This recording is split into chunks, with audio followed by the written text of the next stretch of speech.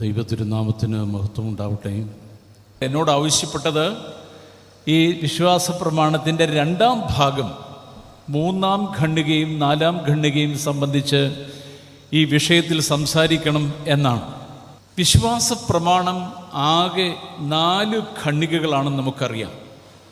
അതിൽ ഒന്നാം ഖണ്ഡിക പിതാവാം ദൈവത്തെപ്പറ്റിയും, രണ്ടാം ഖണ്ഡിക പുത്രൻ തമ്പുരാനെ പറ്റി, പുത്രൻ്റെ പ്രീ എക്സിസ്റ്റൻസ് എന്ന് പറയുന്ന ഭാഗം, മനുഷ്യാവതാരത്തിന് മുമ്പുള്ള അവസ്ഥ, പിന്നീട് മനുഷ്യരായ ഞങ്ങൾക്ക് ഞങ്ങളുടെ രക്ഷയ്ക്ക് വേണ്ടിയും തുടങ്ങുന്ന ഭാഗം incarnation and the salvific act of Christ. ഇത്രയും കാര്യങ്ങളാണ് ആ 1ഉം 2ഉം പാരഗ്രാഫിൽ നമ്മൾ വായിച്ച് മനസ്സിലാക്കുന്നത് അല്ലെങ്കിൽ ഉരുവിടുന്നത്. പ്രിയപ്പെട്ടവരെ, ഈ വിശ്വാസ പ്രമാണത്തിൽ 4 കാര്യങ്ങൾ ഞാൻ വിശ്വസിക്കുന്നു എന്ന് വിളിച്ചു പറയുന്നുണ്ട്. ഒന്നാമത്, പിതാവാം ദൈവത്തിൽ ഞാൻ വിശ്വസിക്കുന്നു. 2, പുത്രൻ തമ്പുരാൻ യേശു ക്രിസ്തുവിൽ ഞാൻ വിശ്വസിക്കുന്നു. 3, പരിശുദ്ധാത്മാവിൽ ഞാൻ വിശ്വസിക്കുന്നു. 4, സഭയിൽ ഞാൻ വിശ്വസിക്കുന്നു. ഈ 4 കാര്യങ്ങളാണ് വിശ്വസിക്കുന്നു എന്ന രീതിയിൽ നമ്മൾ വിശ്വാസ പ്രമാണത്തിൽ ഉരുവിടുന്നത്. പിന്നീട് വരുന്ന 2 കാര്യങ്ങൾ ഞാൻ ഏറ്റുപറയുന്നു എന്നാണ് പറയുന്നത്. ഐ കൺഫെസ്, ഐ ബിലീവ് എന്നല്ല പറയുന്നത്, ഐ കൺഫെസ് എന്നാണ് പറയുന്നത്. അതേതൊക്കെയാണ്? പാപമോചനത്തിന് മാമോദീസ 1 മാത്രം എന്ന് ഞാൻ ഏറ്റുപറയുന്നു. അതാണ് ഒരു കാര്യം, ഏറ്റുപറയുന്നത്. പിന്നെ 2 കാര്യങ്ങൾ എന്ത് ചെയ്യുന്നു? ഞാൻ നോക്കിപ്പാർക്കുന്നു എന്നാണ് പറയുന്നത്. അവസാനത്തെ 2 കാര്യങ്ങൾക്കായി ഞാൻ നോക്കിപ്പാർക്കുന്നു. അതൊരു ഫ്യൂച്ചറിസ്റ്റിക് ആണ്. അതെന്തൊക്കെയാണ്? മരിച്ചുപോരുടെ ഉയർപ്പും വരുവാനിരിക്കുന്ന ലോകത്തിലെ പുതിയ ജീവൻ. ഇത് ഞാൻ നോക്കിപ്പാർക്കുകയാണ്. അവിടെ കൺഫെഷനും ഇല്ല, ബിലീഫിലൊന്നുമില്ല. അവിടെ വി ആർ ഈഗർലി അവെയിറ്റിംഗ്. നമ്മൾ വളരെ സാഗൂതം നോക്കിയിരിക്കുകയാണ്. വിശ്വാസ പ്രമാണത്തിൻ്റെ 2ാം ഭാഗത്തേക്ക് വരുമ്പോൾ നമ്മൾ മനസ്സിലാക്കേണ്ട ഒരു കാര്യം, ഈ വിശ്വാസ പ്രമാണം ബഹുമാനപ്പെട്ട അച്ഛൻ ഓർപ്പിച്ചതുപോലെ നമ്മുടെ എല്ലാ ആരാധനകളിലും, നമ്മുടെ എല്ലാ കൂദാശകളിലും, നമ്മുടെ എല്ലാ യാമനമസ്കാരങ്ങളിലും ഒഴിച്ചുകൂടാനാവാത്തൊരു കാര്യമാണ്. പിതാവിനും പുത്രനും പരിശുദ്ധാത്മാവിനും സ്തുതി എന്ന് പറയുന്ന ഡോക്സോളജിയിൽ ആരംഭിക്കുന്ന നമ്മുടെ ആരാധന, എല്ലാ ആരാധനയും അങ്ങനെ ആരംഭിക്കുന്നു അല്ലേ? എല്ലാ ആരാധനയും ആരംഭിക്കുന്നത് പിതാവും പുത്രനും പരിശുദ്ധ റൂഹായുമായ സത്യേക ദൈവത്തിൻ്റെ തിരുനാമത്തിൽ തനിക്ക് സ്തുതി എന്ന് പറഞ്ഞാണ്. അങ്ങനെ സ്തുതി പറഞ്ഞ് തുടങ്ങുന്ന നമ്മുടെ ആരാധന അവസാനിക്കുന്നത് എങ്ങനെയാണ്? എല്ലാ ആരാധനയും അവസാനിക്കുന്നത് പിതാവും പുത്രനും പരിശുദ്ധ റൂഹായുമായ സത്യേക ദൈവത്തിലും പരിശുദ്ധ സഭയിലും ഞങ്ങൾ വിശ്വസിക്കുന്നു എന്ന് വിളിച്ചു പറഞ്ഞുകൊണ്ടാണ്. അപ്പം അതുകൊണ്ട് ആദിയോടന്തം തൃത്വ സ്തുതിയും തൃത്വത്തിലുള്ള നമ്മുടെ വിശ്വാസവും നമ്മൾ ഉറപ്പിച്ചു പറയുന്ന ആരാധനയാണ് നമ്മുടേത്. അതല്ലാതെ ഇപ്പം നമ്മൾ സാധാരണ കേൾക്കുന്ന ഇവിടെ കൺവെൻഷൻ സോങ്സ് ഒക്കെ നമ്മുടെ അച്ഛന്മാർ വളരെ മനോഹരമായിട്ട് ചൊല്ലി. അവിടെ കൂടുതൽ കൺവെൻഷൻ സോങ്ങും ആരെപ്പറ്റിയാണെന്നറിയാമോ? ഈ കൺവെൻഷൻ സോങ് ജനറലി ഒന്ന് നോക്കിയാൽ കൂടുതൽ സോങ്സും ആരെ പറ്റിയാണ്? പിതാവിനെ പറ്റി ഒറ്റ പാട്ടുമില്ല, പിതാവാം ദൈവത്തെ പറ്റി ഒരു കൺവെൻഷൻ സോങ്ങും ഇല്ല. പുത്രൻ തമ്പുരാനെ പറ്റി, യേശുവിനെ പറ്റിയാണ് ഒരു 90%. യേശുവിനെ പറ്റി മാത്രമേ. യേശു മഹോന്നതനെ നിനക്ക് ശ്രീ യേശു നാമം, തുണ എനിക്ക് യേശു എന്ന് പറഞ്ഞ എല്ലാ പാട്ടുകളും കൂടുതലും യേശുവിനെ പറ്റിയാണ്. വളരെ ചുരുക്കമായിട്ട് വിരലിലെണ്ണാൻ മാത്രമാണ് ആരെപ്പറ്റി? പരിശുദ്ധാത്മാവിനെ പറ്റി. ഒരു പാട്ടിപ്പോൾ ഇവിടെ പാടി. ഏതാണ് ഇപ്പം നമ്മൾ പാടിയ പാട്ട്? എന്നുള്ളിൽ എന്നും വസിച്ചിടുവാനുള്ള. അപ്പോൾ അതിനൊരു ബാലൻസ് ഇല്ല. അത് ഈ പ്രൊട്ടസ്റ്റൻ്റ് രീതിയുടെ ഒരു പ്രത്യേകതയാണ്. എന്നാൽ ഓർത്തഡോക്സിൽ അങ്ങനെയല്ല. നമ്മളെല്ലായിടത്തും പിതാവ് പുത്രൻ പരിശുദ്ധാത്മാവ് ബാലൻസ്ഡ് ആയിട്ടാണ് പോകുന്നത്. Equal glory and equal worship, അതാണ് നമ്മൾ വിശ്വാസ പ്രമാണത്തിൽ ഉടനീളം കാണുന്നത്. അതുകൊണ്ട് വിശ്വാസ പ്രമാണം എന്ന് പറയുന്നത് it is both A prayer and A pledge. വിശ്വാസ പ്രമാണം ഒരു പ്രാർത്ഥന മാത്രമല്ല, ഇത് യഥാർത്ഥത്തിൽ ഒരു പ്രാർത്ഥനയല്ല, അതൊരു പ്രൊക്ലമേഷനാണ്, അത് ഒരു പ്ലഡ്ജാണ്. അതുകൊണ്ടാണ് വിശുദ്ധ കുർബാനയിൽ ഈ വിശ്വാസ പ്രമാണം ചൊല്ലുന്നതിന് മുമ്പ് വിളിച്ചു പറയുന്നുണ്ട് ശുശ്രൂഷക്കാരൻ എന്താണ്, എല്ലാവരും മര്യാദയ്ക്ക് നേരെ നിന്ന് വേണം ഇത് ചൊല്ലാനായിട്ട്. നല്ലവണ്ണം നിന്ന് ചൊല്ലണമെന്ന് പറഞ്ഞതിൻ്റെ കാരണം എന്താണ്? You have to stand in അറ്റൻഷനായിട്ട് നിന്ന് പ്രതിജ്ഞ ചൊല്ലുന്ന പോലെ ചൊല്ലേണ്ട സംഗതിയാണ് ഈ വിശ്വാസ പ്രമാണം. അതുകൊണ്ടാണ് നല്ലവണ്ണം നിന്ന് എന്ന് പ്രത്യേകം പറയുന്നു. പ്രിയപ്പെട്ടവരെ, this is both A prayer and A pledge. ഒരു പ്രതിജ്ഞയുമാണ്, ഒരു പ്രാർത്ഥനയുമാണ്. അതുകൊണ്ട് ഈ വിശ്വാസ പ്രമാണത്തിൽ പ്രധാനമായിട്ടും നമുക്ക് പിടികിട്ടാത്ത, മനുഷ്യബുദ്ധിക്ക് ഒരിക്കലും ഗ്രഹിക്കുവാൻ കഴിയാത്ത 5 ചോദ്യങ്ങളുടെ ഉത്തരമാണ് തരാൻ ശ്രമിക്കുന്നത്. ഒന്നാമത്തെ ചോദ്യം എനിഗ്മാറ്റിക് ക്വസ്റ്റ്യൻസ് ആണ്. വളരെ നിഗൂഢമായ, ഒരു മനുഷ്യനും കൃത്യമായിട്ട് ആൻസർ ചെയ്യാൻ ഒക്കാത്ത ചില കാര്യങ്ങളെ മനുഷ്യൻ്റെ ലാംഗ്വേജിൽ ഒന്ന് ഡിഫൈൻ ചെയ്യുകയാണ്. ഒന്നാമത്തെ ചോദ്യം, ഹൂ ഈസ് ഗോഡ്? ദൈവം ആരാണ്? രണ്ടാമത്തെ ചോദ്യം, ആരാണ് യേശുക്രിസ്തു? 3, ആരാണ് പരിശുദ്ധാത്മാവ്? 4, എന്താണ് സഭ? 5, മരണത്തിന് ശേഷം എന്താണ്? ഇത് ഒരു മനുഷ്യന് പ്രയാസമുള്ള കാര്യമാണ്. മരണത്തെപ്പറ്റി സംസാരിക്കുന്നു, അതിന് ശേഷമുള്ള ജീവിതത്തെപ്പറ്റി മനസ്സിലാക്കുകയും ചെയ്യുന്ന മനുഷ്യന് പ്രയാസമാണ്. അതുകൊണ്ട് വളരെ എനിഗ്മാറ്റിക് ആയിരിക്കുന്ന ഈ 5 ക്വസ്റ്റ്യൻസിൻ്റെ ആൻസറാണ് ഈ വിശ്വാസ പ്രമാണത്തിലൂടെ നമുക്ക് ലഭിക്കുന്നത്. അത് തന്നെ 12 ആർട്ടിക്കിൾസ് ആയിട്ടാണ് അത് സംവിധാനം ചെയ്തിരിക്കുന്നത്. 12 ആർട്ടിക്കിൾസാണ് ടോട്ടൽ. ഈ 4 പാരഗ്രാഫിൽ 12 വിശ്വാസ സത്യങ്ങൾ പ്രത്യേകം കോമായിട്ട് പറയത്തക്ക രീതിയിൽ ഉള്ളതാണ്. ഞാനതിൻ്റെ 12 എണ്ണവും പറയുന്നില്ല. അതിൻ്റെ അവസാനത്തെ 2 പാരഗ്രാഫിലെ 5 ആർട്ടിക്കിൾസ് മാത്രമാണ് എൻ്റെ ഈ പ്രഭാഷണത്തിൽ ഞാൻ ഊന്നി പറയാനായിട്ട് ആഗ്രഹിക്കുന്നത്. ആ 5 എണ്ണം ഏതൊക്കെയാണ്? ഞാൻ നേരത്തെ ഒന്ന് സൂചിപ്പിച്ചു. ആ 5 എണ്ണം: 1, പരിശുദ്ധാത്മാവ്; 2, സഭ; 3, മാമോദീസ; 4, ശരീരത്തിൻ്റെ ഉയിർപ്പ്; 5, മരണാനന്തരമുള്ള പുതിയ ജീവൻ. ഈ 5 കാര്യങ്ങളാണ് 5 ആർട്ടിക്കിൾസ്. ഈ 5 സത്യങ്ങളാണ് ഈ പറഞ്ഞ അവസാനത്തെ 2 പാരഗ്രാഫിൽ ഉൾക്കൊള്ളിച്ചിട്ടുള്ളത്. അതിൽ ഒന്നാമത്തെ ഏതാണ്? പരിശുദ്ധാത്മാവ്, ഹോളി സ്പിരിറ്റ്. ഞാൻ പരിശുദ്ധാത്മാവിൽ വിശ്വസിക്കുന്നു എന്ന് തരിതീർത്ത് പറയുകയാണ്. ഈ പരിശുദ്ധാത്മാവെന്ന് പറഞ്ഞാൽ എന്തുവാ? മിക്കവാറും നമ്മൾ ഈ പരിശുദ്ധാത്മാവ് എന്ന് പറയുമ്പം പെട്ടെന്ന്, ഇപ്പം ഇവിടെ പാടിയ പാട്ടിനകത്തും എന്താ പാടുന്നത്? എന്നുള്ളിൽ എന്നും വസിച്ചിടുവാൻ സ്വർഗമണ്ഡപം വിട്ടിറങ്ങി വന്ന ഉന്നതനാം തങ്കപ്രാവേ എന്നാ വിളിക്കുന്നത്. പരിശുദ്ധാത്മാവിനെ നമ്മൾ പള്ളിക്കകത്ത് ചിത്രം വരച്ചു വച്ചിരിക്കുന്നതാണെങ്കിലും, അതുപോലെ തന്നെ മറ്റു പല സ്ഥലങ്ങളിലും അത് ചിത്രീകരിച്ചിരിക്കുന്നതാണെങ്കിലും, മിക്കവാറും ഒക്കെ പ്രാവിൻ്റെ രൂപമാണ്. പ്രാവി രൂപമാവാം.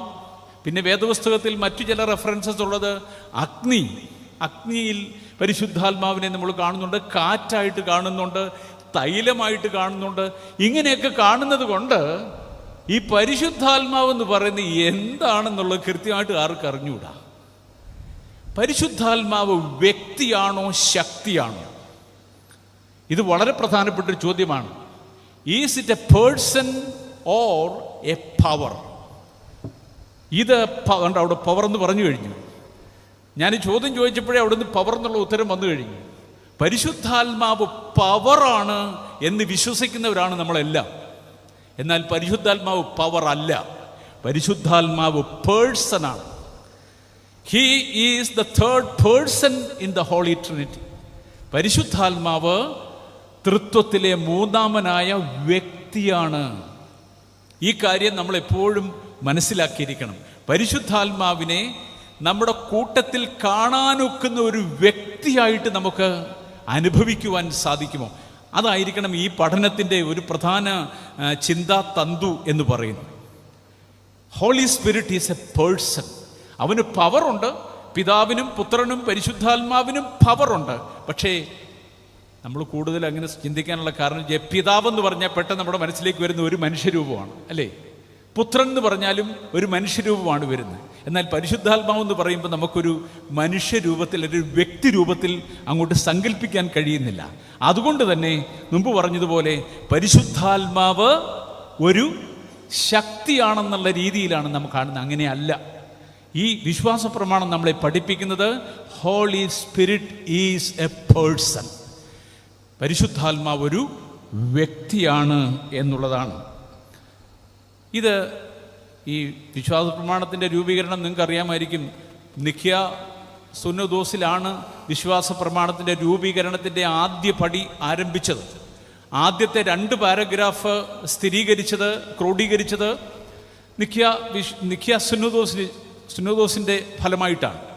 എന്നാൽ ഇന്ന് നാം ഉപയോഗിക്കുന്ന വിശ്വാസ പ്രമാണം അതിൻ്റെ പൂർണ്ണ രൂപത്തിൽ എത്തിയത് അതൊക്കെ കഴിഞ്ഞിട്ടാണ്. കൂടുതലും അത് ഇന്നത്തെ രൂപത്തിലേക്ക് എത്തിയത് AD 381 ശേഷമാണ്. കുസ്തന്തീനോസ് പോലീസിലെ 2ാം സാർവത്രിക സുന്നോദോസിലാണ് ഇതിൻ്റെ കൂടുതൽ ഭാഗങ്ങളും എഴുതി ചേർത്ത്, പിന്നെയും എഫെസൂസിന് ശേഷവും കുറച്ചൊക്കെ ചേർന്നിട്ടുണ്ട്. ദൈവമാതാവ് എന്നുള്ള ആ സംജ്ഞയൊക്കെ പിന്നീട് വന്നാണ്. അപ്പം ഏതാണെങ്കിലും ഈ വിശ്വാസ പ്രമാണത്തിൻ്റെ 2-3-4 പാരഗ്രാഫുകൾ അത് എഴുതി ചേർത്തത് അല്ലെങ്കിൽ ക്രോഡീകരിച്ചത് AD 381 കുസ്തന്തീനോസ് പോലീസ് സുന്നോദോസിലാണ്. എന്തായിരുന്നു പ്രശ്നമെന്നറിയാമോ? അവിടെ ഒരു വിദ്വാൻ പറഞ്ഞു, പരിശുദ്ധാത്മാവെന്ന് പറയുന്നത് പിതാവിൻ്റെ ഒരു സൃഷ്ടി മാത്രമാണ്. പരിശുദ്ധാത്മാവിന് അങ്ങനെ വ്യക്തിത്വമൊന്നുമില്ല. He is only a creation of the father. പണ്ട് അറിയോസ് പറഞ്ഞതുപോലെ, പുത്രനെ പറ്റി അറിയോസ് പറഞ്ഞതുപോലെ, കോൺസ്റ്റാന്റിനോപ്പിളിലെ പാത്രിയർക്കീസ് ആയിരുന്ന മാസിഡോണിയസ് AD 342 മുതൽ 360 വരെ കോൺസ്റ്റാന്റിനോപ്പിളിലെ പാത്രിയർക്കീസ് ആയിരുന്നു. മാസിഡോണിയസ് എന്ന് പറയുന്ന വലിയ ഒരു പണ്ഡിതൻ. നമ്മൾ പ്രത്യേകം ഓർക്കണം, ഈ വേദവിരീതികൾ എന്നൊക്കെ പറയുന്നവരാരും കൊച്ചു മനുഷ്യരല്ല കേട്ടോ. മെത്രാച്ചന്മാരും പിന്നെ പാത്രികീസ്മാരും ഒക്കെ ആയിരുന്നു വേദവിരീതികൾ, അല്ലാതെ അച്ഛന്മാരും ഒന്നുമല്ലേ. അറിയോസ് അച്ഛന്മാരായിരുന്നു, പക്ഷേ കൂടുതൽ വേദവിരീതികളും പാത്രികീസ്മാരാണ്. ആ തിരുമേനിമാരുമാണ് കൂടുതൽ വേദവിരീതികൾ. ഇവിടെ ഈ കോൺസ്റ്റാന്റിനോപ്പിളിലെ പാത്രികീസാണ്. ഇതിന് ശേഷം വന്നൊരാളാണ് നെസ്തോറിയസ് എന്ന് പറയുന്ന ആൾ. അയാളാണ് ഈ എഫെസൂസ് സുന്നോദോസിൻ്റെ കോൺട്രവേഴ്സി ഉണ്ടാക്കിയാണ്.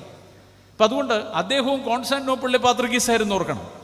അപ്പം ഇവിടെ ഈ മാസിഡോണിയസ് എന്ന് പറയുന്ന പാത്രിയർക്കീസ് കോൺസ്റ്റാന്റിനോപ്പിളിൽ 18 വർഷം പാത്രിയർക്കീസ് ആയിരുന്ന ആളാണ്. അദ്ദേഹം പറഞ്ഞു, പരിശുദ്ധാത്മാവ് നിങ്ങൾ പറയുന്ന പോലൊന്നും അല്ല, അത് പിതാവിൻ്റെ ഒരു സൃഷ്ടി മാത്രമാണ്. He is not co equal with the father. ഫാദറുമായിട്ട് അവൻ തുല്യനല്ല എന്ന് പറഞ്ഞു. ആ കോൺട്രവേഴ്സി സെറ്റിൽ ചെയ്യാൻ വേണ്ടിയാണ് ഈ കുസ്തന്തീനോസ് പോലീസിലെ 2ാം സാർവത്രിക സുന്നോദോസ് വിളിച്ചു കൂട്ടിയതും ഈ വിശ്വാസ പ്രമാണം ഈ രൂപത്തിൽ എത്തിച്ചതും. അദ്ദേഹം പരിശുദ്ധാത്മാവിൻ്റെ ഡിവിനിറ്റിയെ ചോദ്യം ചെയ്യുകയും നിഷേധിക്കുകയും ചെയ്തു. അതുകൊണ്ടാണ് ഈ വിശ്വാസ പ്രമാണത്തിൽ എഴുതി വെച്ചു, എന്താണ്? പിതാവിൽ നിന്ന് പുറപ്പെടുന്നവനായ റൂഹ എന്ത് ചെയ്യുന്നു? പിതാവിനോടും പുത്രനോടും കൂടെ വന്ദിക്കപ്പെട്ട് സ്തുതിക്കപ്പെടുന്നവൻ. He is worshipped and glorified along with the father and the son. പരിശുദ്ധാത്മാവെന്ന് പറയുന്ന അങ്ങനെ മാറ്റി നിർത്താനുള്ള സംഗതി അല്ല. അവൻ പിതാവിനോടും പുത്രനോടും ഒപ്പം വന്ദിക്കപ്പെടേണ്ടവനും സ്തുതിക്കപ്പെടേണ്ടവനും ആണെന്ന് ഈ മാസിഡോണിയൻസിൻ്റെ വേദവിരീതത്തെ തള്ളിക്കളഞ്ഞുകൊണ്ട് അവിടെ പ്രഖ്യാപിച്ചു. അതുകൊണ്ടാണ് നമ്മൾ ആ വാചകം ചൊല്ലുന്നത്, he is worshipped equal with the father and the son. അങ്ങനെ ചൊല്ലുന്നത് അതുകൊണ്ടാണ്. അതിൻ്റെ 2ാമത്തെ ഭാഗത്തേക്ക് വരുമ്പോൾ, സകലത്തെയും ജീവിപ്പിക്കുന്ന കർത്താവ്. ഈ ജീവിപ്പിക്കുന്ന കർത്താവ്, അത് ഞാൻ മുമ്പ് പറഞ്ഞല്ലോ, പവർ അല്ല. He is A Lord and he is a person. അവൻ ഒരു പേഴ്സണാണ്. അതുകൊണ്ട് എന്ത് ചെയ്യുന്നു? അവൻ സകലത്തെയും ജീവിപ്പിക്കുന്നു. സൃഷ്ടിയിൽ ജീവനെ കൊടുക്കുന്ന ആരാണ്? പരിശുദ്ധാത്മാവ് വെള്ളത്തിൻ്റെ മേൽ പരിവർത്തിച്ചു കൊണ്ടിരുന്നു എന്നാണ്. ഈ ചൈതന്യമറ്റ സൃഷ്ടിക്ക് ഊഷ്മാവ് പകർന്ന് അതിനെ ജീവസുറ്റതാക്കി തീർത്തത് ജീവൻ പകരുന്ന പരിശുദ്ധാത്മാവാണ്. അപ്പോൾ സൃഷ്ടി മുതൽ ഇങ്ങോട്ട് പരിശുദ്ധാത്മാവ് ജീവൻ ഉള്ളവനും ജീവൻ കൊടുക്കുന്നവനുമാണ്. He is both life and life giver. അവൻ പരിശുദ്ധാത്മാവ് ജീവൻ ഉള്ളവനും ജീവൻ കൊടുക്കുന്നവനുമാണ്. യാക്കോബിൻ്റെ തക്സ ചൊല്ലുമ്പോൾ അച്ഛന്മാരെല്ലാം ആ അവസാന ഭാഗം എങ്ങനെയാണ് ചൊല്ലുന്നത്? ഓരോ പ്രാർത്ഥനയുടെയും അവസാനം എങ്ങനെയാണ്? ഞങ്ങൾ നിനക്കും നിന്റെ ഏകജാതനും സകലത്തിലും ഉത്തമനും വന്യനും ജീവദായകനും സാരാംശത്തിൽ നിന്നോട് ഒന്നവനിക്കുന്നുമായ അത്രയും വിശേഷണങ്ങൾ കൂട്ടിയായി ചൊല്ലുന്നത്. അവിടെ എഴുതുന്നുണ്ട്, പ്രത്യേകം പറയുന്നുണ്ട്, ജീവദായകനുമായ പരിശുദ്ധ റൂഹ. പരിശുദ്ധ റൂഹായെ പറ്റി യാക്കോബിൻ്റെ തക്സായിലാണ് അത്രയും വിശേഷണങ്ങൾ ചേർത്ത് നമ്മൾ ചൊല്ലുന്നത്. അപ്പം ഇത് പ്രത്യേകം ഓർത്തിരിക്കുക. ജീവൻ നൽകുന്നവനാണ്, എല്ലാറ്റിനെയും ജീവിപ്പിക്കുന്നവനാണ്. സൃഷ്ടിയിൽ അങ്ങനെ ജീവൻ കൊടുക്കുന്നു. നമ്മുടെ കൂദാശകൾക്ക് നോക്കി, കൂദാശകളിൽ ആ ജീവചൈതന്യത്തെ ഊതിക്കയറ്റുന്നവൻ ആരാണ്? പരിശുദ്ധാത്മാവാണ്. മാമോദീസായ്ക്ക് വേണ്ടി വെള്ളം ഒരുക്കി കഴിഞ്ഞാൽ ഉടനെ എന്ത് ചെയ്യും? Invocation of the holy spirit, പരിശുദ്ധാത്മാവിനെ വിളിക്കും. വിളിച്ചിട്ട് എന്ത് ചെയ്യും? പരിശുദ്ധാത്മാവ് ഈ വെള്ളത്തിൻ്റെ മേൽ പൊരുന്നി ആവസിക്കുന്നു. ഇവിടെയാണ് ആ ജീവൻ കൊടുക്കുന്ന പ്രക്രിയ. അതുതന്നെ വിശുദ്ധ കുർബാനയിലും. വിശുദ്ധ കുർബാനയിൽ ആ അവസാനത്തെ നമ്മുടെ എപ്പിക്ലേസിസ് എന്ന് പറയുന്ന ഭാഗമില്ലേ, പരിശുദ്ധാത്മാഹ്വാനം. അവിടെ എന്താ പറയുന്നത്? പരിശുദ്ധാത്മാവ് ആവസിച്ച് ഈ ചലനമറ്റ ഈ ഗോതമ്പപ്പത്തെ എന്താക്കണം? ഞങ്ങളുടെ കർത്താവായ യേശു മിശിഹായുടെ ജീവൻ നൽകുന്ന ശരീരമാക്കി മാറ്റണം. പരിശുദ്ധാത്മാവ് വന്നാൽ എന്ത് ചെയ്യുന്നത്? അതിനെ ജീവനുള്ളതാക്കുന്നത്. പിന്നീട് അപ്പം നമ്മൾ പറയുന്നില്ല കേട്ടോ. ആ പ്രാർത്ഥന കഴിഞ്ഞാൽ പിന്നെ അപ്പം എന്ന് പറയുന്ന വാക്ക് ഉപയോഗിക്കുന്നില്ല. അത് കഴിഞ്ഞാൽ പിന്നെ എല്ലാം ശരീരം എന്നാണ്. ആ പ്രാർത്ഥന അത്രമാത്രം ശക്തമാണ് കേട്ടോ. ആ എപ്പിക്ലേസിസ്, പരിശുദ്ധാത്മാവ് ഇറങ്ങി വന്ന് ഈ അപ്പത്തെ, ഈ വീഞ്ഞിനെ എന്താക്കി മാറ്റട്ടെ? കർത്താവിൻ്റെ ശരീരവും രക്തവുമാക്കി മാറ്റുന്നത്. അച്ഛന്മാർ ശ്രദ്ധിച്ച് നോക്കണം. പിന്നീടില്ല, പിന്നീട് അപ്പമൊന്നും വീഞ്ഞെന്നൊരു വാക്ക് ഉപയോഗിക്കുന്നില്ല. അതുകൊണ്ട് holy spirit is life giver. പരിശുദ്ധാത്മാവ് ജീവനെ കൊടുക്കുന്നു. അതാണ് സകലത്തെയും ജീവിപ്പിക്കുന്ന കർത്താവ് എന്ന് പറയുന്നത്. പിന്നീട് എന്താണ്? പിതാവിൽ നിന്ന് പുറപ്പെടുന്നു. ഇത് വളരെ പ്രധാനപ്പെട്ടൊരു കാര്യമാണ്, നമ്മളൊക്കെ ചിന്തിക്കേണ്ട വിഷയമാണ്. പിതാവിൽ നിന്ന് പുറപ്പെടുക, പ്രൊസഷൻ ഫ്രം ദ ഫാദർ. പിതാവാണ് തൃത്വത്തിലെ സോഴ്സ് എന്ന് പറയുന്നത്. അവിടുന്നാണ് പുത്രൻ ജനിക്കുന്നതും പരിശുദ്ധാത്മാവ് പുറപ്പെടുന്നതും. സണ്ണിന് പറയുന്ന generation of the son, holy സ്പിരിറ്റിന് പറയുന്ന procession of the holy spirit. പരിശുദ്ധാത്മാവ് പിതാവിൽ നിന്ന് പുറപ്പെടുന്നു. ഇങ്ങനെയാണ് എല്ലാവരും ചൊല്ലിക്കൊണ്ടിരുന്നത്. എന്നാൽ ഒരു 11-ാം നൂറ്റാണ്ടൊക്കെ വന്നപ്പോൾ റോമായിലെ ഒരു പോപ്പിന് തോന്നി അത് അത്ര ശരിയല്ലെന്ന്. പുത്രന് കുറേ കൂടെ ഒരു എംഫസിസ് വേണമല്ലോ. അത് കുറേ കൂടെ ആ അറിയോന്യ വേദവിരുദ്ധത്തെ ഒന്ന് എതിർക്കാൻ വേണ്ടി അയാൾ കുറച്ചുകൂടെ ഒന്ന് ശക്തമാക്കാൻ നോക്കി. ബെനഡിക്റ്റ് 8ാമൻ മാർപ്പാപ്പ 1014 ഇതൊരു വിശ്വാസപ്രമാണമായിട്ട് പുതുതായിട്ട് ചേർത്ത്. എന്താണെന്നറിയോ? പിതാവിൽ നിന്നും പുത്രനിൽ നിന്നും പരിശുദ്ധാത്മാവ് പുറപ്പെടുന്നു. അതിനാണ് ഈ ഫിലിയോക്വെ എന്ന് പറയുന്നത്. ഫിലിയോക്വെ എന്ന് പറഞ്ഞാൽ ഫ്രം ദ സൺ എന്നാണ്. പുത്രനിൽ നിന്നും കൂടെ പുറപ്പെടുന്നത്. അതിന് ഡബിൾ പ്രൊസഷൻ അല്ലെങ്കിൽ ഇരട്ടപ്പുറപ്പാടെന്നാണ് പറയുന്നത്. ഇരട്ടപ്പുറപ്പാട്. ഓർത്തഡോക്സ് അപ്പോൾ അത് വിശ്വസിക്കുന്നില്ല. എനിക്കൊന്നും താമസിയാതെ അതും കൂടെ ഈ കഴിഞ്ഞ പ്രാവശ്യം ഈ സഹരക്ഷക എന്നുള്ള ആ ഒരു സംജ്ഞ മാറ്റാൻ പോപ്പ് പറഞ്ഞതുപോലെ താമസിയാതെ മാറ്റേണ്ട ഒരു കാര്യമാണ് ഈ ഫിലിയോക്വെ ക്ലോസ്. അവിടെ കൊണ്ടാണ് ഈസ്റ്റ് വെസ്റ്റ് രണ്ടായിട്ട് പിരിഞ്ഞു പോയത്. ഈ കത്തോലിക്ക സഭയും ഈസ്റ്റേൺ ഓർത്തഡോക്സ് സഭകളും കൂടെ പിരിഞ്ഞു പോകാനുള്ള പ്രധാന കാരണം ഈ ഫിലിയോക്വെ എന്ന് പറയുന്ന ക്ലോസാണ്. പരിശുദ്ധാത്മാവ് പുത്രനിൽ നിന്ന് പുറപ്പെടുന്നു എന്നുകൂടെ ഈ പോപ്പ് പഠിപ്പിച്ചു. അവിടെ മുതലാണ് ഈ ഫിലിയോക്വെ ക്ലോസ് ഉണ്ടായത്. അതുകൊണ്ട് ഇപ്പോഴും കത്തോലിക്കർ, കേരളത്തിലെ കത്തോലിക്കർ ചൊല്ലുന്നില്ല കേട്ടോ. കേരളത്തിലെ കത്തോലിക്കർ ഇപ്പോഴും പിതാവിൽ നിന്ന് പുറപ്പെടുന്നു എന്നാണ് ചൊല്ലുന്നത്. എന്നാൽ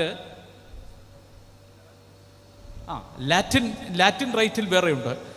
കേരളത്തിലെ പൗരസ്ത്യ വിശ്വാസം പിന്തുടരുന്ന നമ്മുടെ സീറോ മലബാർ സഭയ്ക്ക് അത് ചൊല്ലുന്നത് പിതാവിൽ നിന്ന് പുറപ്പെടുന്നതാണ്. എന്നാൽ ലാറ്റിൻ റൈറ്റിൽ ചൊല്ലുന്നത് പിതാവിൽ നിന്നും പുത്രനിൽ നിന്നും എന്നാണ്. അപ്പോൾ ഈ ഫിലിയോക്വെ ക്ലോസ് എല്ലാവരും ഓർത്തിരിക്കണം. പിതാവിൽ നിന്ന് പുറപ്പെട്ട് കഴിഞ്ഞാൽ പിന്നെ പിതാവിനോടും പുത്രനോടും കൂടെ വന്ദിക്കപ്പെട്ട് സ്തുതിക്കപ്പെടുന്നവൻ. നിബിയന്മാരും ശ്ലീഹന്മാരും മുഖാന്തരം സംസാരിച്ചവൻ. പരിശുദ്ധാത്മാവ് ഓൾഡ് ടെസ്റ്റ്മെന്റിൽ ഉണ്ടോ എന്ന് ചോദിച്ചാൽ പരിശുദ്ധാത്മാവാണ് ആരിലൂടെ സംസാരിച്ചത്? യെശയ്യായിലൂടെയും ദാവീദിലൂടെയും ഒക്കെ സംസാരിച്ച ആരാണ്? പരിശുദ്ധാത്മാവ്. അതാണ് നിബിയന്മാരെന്ന് പറഞ്ഞു. നിബിയന്മാരെന്ന് പറഞ്ഞ ആരാണ്? പ്രവാചകന്മാർ. പഴയ നിയമത്തിൽ പ്രവാചകന്മാരിലൂടെ ഭാഗമായിട്ട് അരുളി ചെയ്തത് പരിശുദ്ധാത്മാവാണ്. അതാണ് നിബിയന്മാർ. ന്യൂ ടെസ്റ്റ്മെന്റിലേക്ക് വരുമ്പോൾ എന്തായി? ശ്ലീഹന്മാർ. പുതിയ നിയമത്തിൽ ശ്ലീഹന്മാരിലൂടെയും സംസാരിച്ചത് പരിശുദ്ധാത്മാവാണ് എന്ന് നാം വിശ്വസിക്കുന്നു. We believe. ഇത് വളരെ പ്രധാനപ്പെട്ട ഒരു കാര്യമാണ്. നാം വിശ്വസിക്കുന്നു എന്ന് ശക്തമായിട്ട് ഇത് പറയുമ്പോൾ നമുക്കൊരു രോമാഞ്ചം ഉണ്ടാവണം കേട്ടോ. ചുമ്മാ ഇങ്ങനെ നമ്മൾ ഒരുമാതിരി ഉറക്കം തൂങ്ങിയാണ് ഈ വിശ്വാസ പ്രമാണം ചൊല്ലുന്നത്. യഥാർത്ഥത്തിൽ ഓർത്ത് നോക്കുക, ഈ വിശ്വാസ പ്രമാണം ഉണ്ടാക്കാൻ വേണ്ടി നിഖ്യായിൽ വന്ന പിതാക്കന്മാർ 318 പേരാണ്. അതിൽ 250-ലധികം ആളുകൾക്കും കയ്യും കാലും മൂക്കൊന്നും ഇല്ലായിരുന്നു. അവരൊക്കെ അംഗഭംഗമുള്ളവരായിരുന്നു. ഒരാൾ അതിനകത്ത് ഒപ്പിട്ടത് എങ്ങനെയാണെന്നറിയാം? കൈയില്ലാതിരുന്നത് കൊണ്ട് അദ്ദേഹം ഈ ഒപ്പിടുന്ന ആ തൂലിക വായിൽ കടിച്ചു പിടിച്ചാണ് അതിനകത്ത് ഒപ്പിട്ടേക്കുന്നത്. കാരണം കൈയില്ല ഒപ്പിടാൻ. അങ്ങനെ അംഗഭംഗം, പീഡകളിലൂടെ അംഗഭംഗം സംഭവിച്ച പിതാക്കന്മാർ എഴുതി വെച്ചിരിക്കുന്ന വിശ്വാസപ്രമാണം ഇത്. നമ്മളെന്ത് ലാഘവത്തോടാണ് ചൊല്ലുന്നല്ലേ? എല്ലാവരും നല്ലോണം നിന്ന് ചൊല്ലണമെന്ന് പറയുമ്പോഴും നമ്മൾ അവിടെ ഇവിടെയും ചാരിയും കോടിയും ഒക്കെ നിന്നാണ് ചൊല്ലുന്നത്. നമുക്കൊരു രോമാഞ്ചം ഉണ്ടാവണം. ഇത് നമ്മുടെ വിശ്വാസമാണ്. അതുകൊണ്ട് മൂന്നാമത്തെ ഖണ്ഡികയുടെ ഭാഗമാണ് ഞാൻ പറഞ്ഞത്. പരിശുദ്ധാത്മാവിൽ ഞങ്ങൾ വിശ്വസിക്കുന്നു. അതിനോട് ചേർത്ത് തന്നെ പറയുകയാണ്, ആ കണക്ട് ചെയ്ത് ക്ലബ് ചെയ്ത് പറയുകയാണ്, ഞങ്ങൾ സഭയിലും വിശ്വസിക്കുന്നു. സഭ അത്രമാത്രം പ്രധാനമുള്ളതാണ്. തൃത്വത്തിലെ 3 പേരെ പറ്റി പറഞ്ഞേച്ച് 4ാം സ്ഥാനത്ത് പറയുന്ന വിശ്വാസം ഞങ്ങളിൽ ആർക്കാണ്? ഞങ്ങൾക്കുള്ളത് സഭയിലാണ്. ആ സഭ എങ്ങനെയുള്ളതാണെന്നാ പിന്നെ പറയുന്നത്. 4 വിശേഷണങ്ങളുണ്ട് അവിടെ. എന്തൊക്കെയാണ്? കാതോലികവും കാതോലികം എന്ന് പറഞ്ഞാൽ സാർവത്രികം എന്നാണ്, യൂണിവേഴ്സൽ എന്നാണ് അർത്ഥം. യൂണിവേഴ്സൽ സഭയിൽ ഞങ്ങൾ വിശ്വസിക്കുന്നു. ശ്ലൈഹികമായ അതിൻ്റെ ക്വാളിറ്റിയിൽ ഞങ്ങൾ വിശ്വസിക്കുന്നു. ശ്ലൈഹികം എന്ന് പറഞ്ഞാൽ എന്താ? അപ്പോസ്റ്റോലിസിറ്റിയാണ്. ഒരു അപ്പോസ്റ്റോലിക് ഫൗണ്ടേഷൻ ഉണ്ടായിരിക്കണം. നമ്മുടെ സഭയ്ക്ക് മാർത്തോമാ ശ്ലീഹായുടെ അപ്പോസ്റ്റോലിക് ഫൗണ്ടേഷൻ ഉള്ളതുപോലെ ഒരു ശ്ലൈഹികമായ ഒരു അടിസ്ഥാനം ഉണ്ടാവണം. ശ്ലൈഹികമായ ഒരു ഫൗണ്ടേഷൻ ഉണ്ടാവണം. കൂടാതെ ശ്ലൈഹികമായ കൈവപ്പും ഉണ്ടായിരിക്കണം. അതാണ് സഭ. അല്ലാതെ ഈ സഭയെന്ന് പറയുന്നത് പെട്ടെന്ന് ഒരു ദിവസം, ഈ കഴിഞ്ഞ ആഴ്ചയിൽ ഒരു പുതിയ ആൾ പറഞ്ഞിട്ട് ഒരു പുതിയ സഭ സ്ഥാപിക്കാൻ, അങ്ങനെ സഭ സ്ഥാപിക്കാൻ ഒക്കത്തില്ല. സഭ സ്ഥാപിക്കണമെങ്കിൽ എന്ത് വേണം? ഒരു ശ്ലൈഹിക ഫൗണ്ടേഷനും വേണം. അതിൻ്റെ ഒരു ശ്ലൈഹിക പിന്തുടർച്ചയും കൈവപ്പും ആവശ്യമാണ്. ഇതാണ് 3ാം പാരഗ്രാഫിനെ പറ്റി പറയാനുള്ളത്. 4ാം പാരഗ്രാഫിലേക്ക് വരുമ്പോൾ അവിടെ ഞാൻ പറഞ്ഞു, അവിടെ വിശ്വസിക്കുന്നു എന്ന് പറയുന്നില്ല, അവിടെ ഏറ്റുപറയുന്നു എന്നാണ് പറയുന്നത്. എന്താണ് ഏറ്റുപറയുന്നത്? പാപമോചനത്തിന് മാമോദീസ ഒന്നു മാത്രം എന്ന് ഞങ്ങൾ ഏറ്റുപറയുന്നു. ഇത് ഒത്തിരി കോൺട്രവേഴ്സി ഉണ്ടാക്കുന്നൊരു സാധനമാണ്. ഒരിക്കലാണോ ഒന്നാണോ എന്നൊക്കെ പലർക്കും സംശയമുണ്ട്. പലരും എന്നോടും ചോദിക്കാറുണ്ട്, അച്ഛാ ഇത് ഒരിക്കൽ നാന്നോ പറയേണ്ടത്, ഒന്നെന്നാന്നോ പറയേണ്ടത്? ഞാനതേപ്പറ്റി പിന്നീട് കുറേ വായിച്ചപ്പോൾ എനിക്ക് മനസ്സിലായത്, അതിൻ്റെ കൃത്യമായ വ്യാഖ്യാനം മനസ്സിലാകണമെങ്കിൽ നമ്മൾ ഈ പറഞ്ഞ 4ാം നൂറ്റാണ്ടിൻ്റെ അവസാനത്തേക്ക് പോകണം. അവിടെ നടന്ന സംഭവം നമ്മളൊന്ന് കൃത്യമായിട്ട് മനസ്സിലാക്കിയെങ്കിലേ ആ ഉപയോഗത്തിൻ്റെ അല്ലെങ്കിൽ ആ ഒരു പ്രയോഗത്തിൻ്റെ അർത്ഥം നമുക്ക് പിടികിട്ടുള്ളൂ. അന്നുണ്ടായിരുന്ന കാര്യം നിങ്ങൾക്കറിയാം. AD 313 മിലാൻ വിളംബരമുണ്ടായി ക്രിസ്ത്യാനികൾക്ക് സ്വാതന്ത്ര്യം കൊടുത്തത്. അതുവരെ പീഡിപ്പിക്കപ്പെട്ട ഒരു സമൂഹമായിരുന്നു ക്രിസ്തീയ സമൂഹം. മിലാൻ വിളംബരം വന്നോടെ സ്വാതന്ത്ര്യമായി, സ്റ്റേറ്റ് റിലീജിയനായിട്ട് പ്രഖ്യാപിച്ചു. അത് കഴിഞ്ഞപ്പോൾ ഈ പീഡയിലൂടെ പോയ അനേകർ, 2-3 കാരണമുണ്ട്. ഒന്ന് പീഡയാണ്. പീഡയിൽ പോയ പലരും എന്ത് ചെയ്തു? വിശ്വാസം പരിത്യജിച്ചു. വേറെ ചിലർ ഫോൾസ് ടീച്ചിങ്ങിൻ്റെ പുറകെ പോയാണ് വിശ്വാസം പരിത്യജിച്ചത്. അപ്പോൾ ഒരു വിശ്വാസ പരിത്യാഗ പ്രതിസന്ധി ഉണ്ടായി. അപ്പോസ്റ്റസി എന്നാണ് ഇംഗ്ലീഷിൽ പറയുന്നത്. അപ്പോസ്റ്റസി, വിശ്വാസ പരിത്യാഗ പ്രതിസന്ധി. കുറേ പേര് വിശ്വാസം പരിത്യജിച്ചു പോന്നു. റോമൻ സഭയിലാണെങ്കിൽ വലിയ പ്രശ്നം ഉണ്ടായി. എന്നാണെന്നറിയാമോ? ഈ സഭയിലേക്ക് അന്ന് ചേരുന്നവർ കൂടുതലും അടിമകളൊക്കെ ആയിരുന്നു. അപ്പോൾ ആ കൂട്ടത്തിൽ വരേണ്യവർഗത്തിന് കൂടെ നിൽക്കാൻ ഒരു പ്രയാസം. നമ്മുടെ ആഭിജാത്യം ഉണ്ടെന്നൊക്കെ പറയുന്ന ആളുകളില്ലേ, അവർക്കൊക്കെ ഈ അടിമകൾക്കൊപ്പം ആരാധിക്കാൻ ബുദ്ധിമുട്ട്. അപ്പോൾ എന്ത് ചെയ്തു? കുറേ എണ്ണം വിശ്വാസം വിട്ടുപോയി. അങ്ങനെയുള്ള അപ്പോസ്റ്റസി ഉണ്ടായി. അപ്പോസ്റ്റസി ഉണ്ടായപ്പോൾ ഈ സ്വാതന്ത്ര്യം കിട്ടിക്കഴിഞ്ഞപ്പോഴത്തേക്ക് അവിടെ ഒരു ചോദ്യം വന്നു. ഇവർ പലരും തിരിച്ചു വരാൻ തുടങ്ങി. പീഡയില്ലല്ലോ, അപ്പോൾ പിന്നെ തിരിച്ചു വരാൻ തുടങ്ങിയപ്പോൾ 2-3 അഭിപ്രായങ്ങൾ വന്നു. ഒന്ന്, ഇവന്മാർ തക്ക സമയത്ത് ഇട്ടേച്ചു പോകുന്നവരാണ്, ഇവരെ എന്ത് ചെയ്യരുത്, ഇനി മേലാൽ ഇങ്ങോട്ട് കയറ്റരുത്, പുകഞ്ഞ കൊള്ളി പുറത്ത് എന്ന് പറഞ്ഞു മാറ്റി നിർത്താൻ. വേറൊരു ഗ്രൂപ്പ് പറഞ്ഞു, ഏതായാലും അവർ വന്നതല്ലയോ, അപ്പം അവരെ എന്ത് ചെയ്യണം, നമ്മൾ 2 കൈയും തീട്ടി സ്വീകരിക്കണം. അതുകൊണ്ട് വേണമെങ്കിൽ ഇവന്മാർക്ക് ഒരു മാമോദീസായിടും കൊടുത്താൽ മതി എന്ന് പറഞ്ഞു. മാമോദീസായിട് കൊടുത്ത് ഇവരെ തിരിച്ചെടുത്താൽ മതി.